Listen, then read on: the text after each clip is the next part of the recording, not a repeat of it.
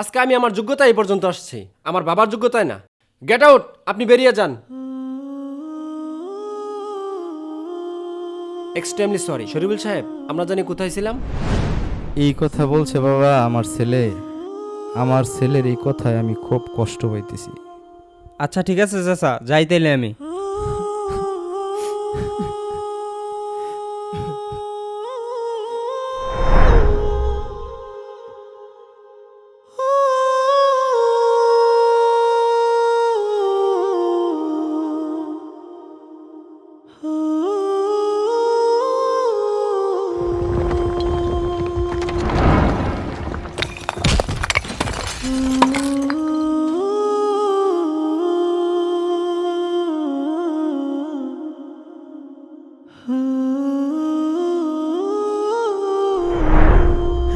মুরব্বী, আপনি কান্না করতেছেন কেন?